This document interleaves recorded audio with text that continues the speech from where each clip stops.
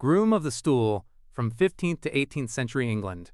This courtier assisted the monarch with personal hygiene in the private apartments of royal residences, specifically during defecation.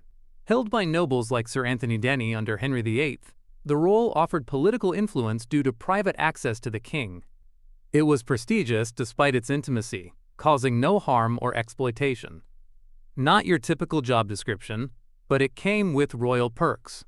This makes it the least disturbing practice, rooted in court norms. The blackening of the bride. Yet another UK entry, the blackening of the bride was practiced in Scotland and Northern Ireland, particularly in the rural Highlands. In the 18th–19th century before weddings, the bride was doused with mud, soot, a black powder formed when something is burned, or flour to ward off evil spirits and ensure marital luck.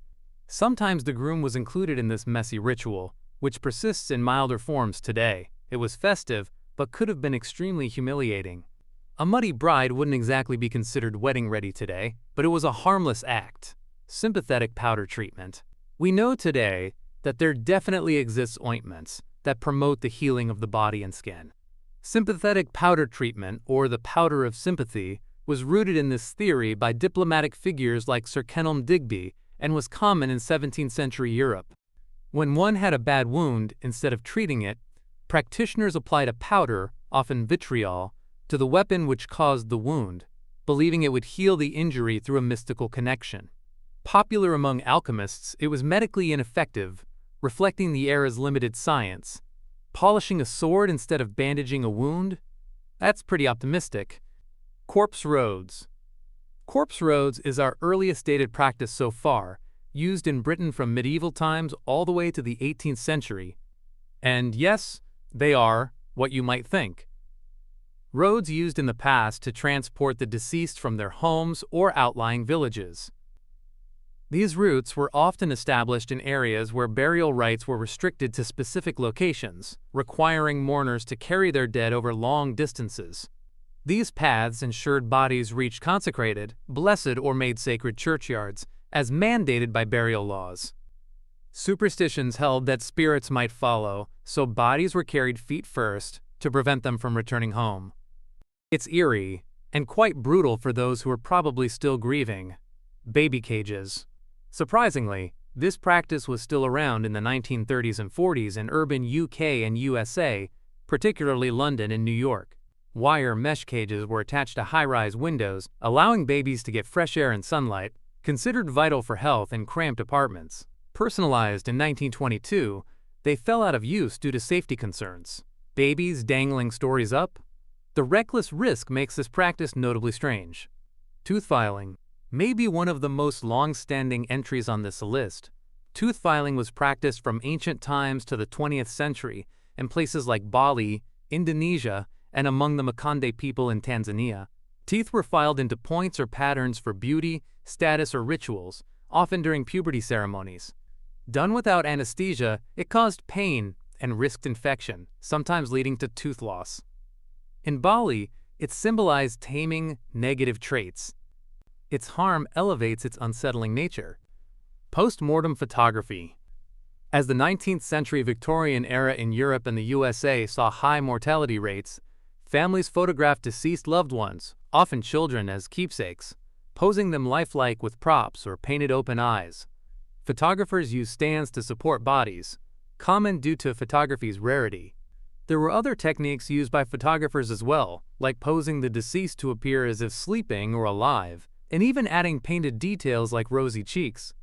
It was a grieving ritual, but posing corpses feels morbid today. Sin eating. Sin eating was most prominent in 17th to 19th century England and Wales, especially in rural areas near the Welsh borderlands. Marginalized individuals, called sin eaters, were paid to eat food placed on or near a corpse, absorbing the deceased's sins to aid their soul's rest. Rooted in Christian and folk beliefs, sin eaters faced social stigma, eating over a corpse to clear sins. The exploitation and gruesome ritual make this practice especially eerie. Trepanation, perhaps the most practiced one on this list. Trepanation was done globally from prehistoric times to the Middle Ages. Holes were drilled into living skulls, often without anesthesia, to treat headaches, epilepsy, or spiritual issues like evil spirits. Archaeological evidence, seen in Peruvian skulls, shows some survived due to bone regrowth. Imagine your girl, no water all day, complaining about her headache, and they just whip out a drill. That's a bold medical plan. Foot binding. Number 3 is foot binding, a Chinese practice starting in the Song dynasty for nearly a millennium. Girls as young as 4 had their feet broken and bound to create 3-inch lotus feet, a symbol of beauty and marriageability.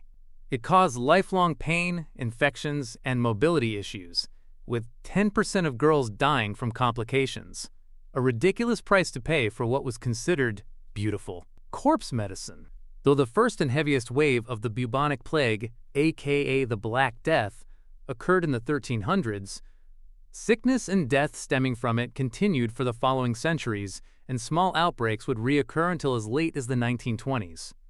During this time, druggists and pharmacists used human blood, fat, bones, and skulls from executed criminals, without consent, for remedies against ailments caused by plague, as well as epilepsy and sometimes infertility.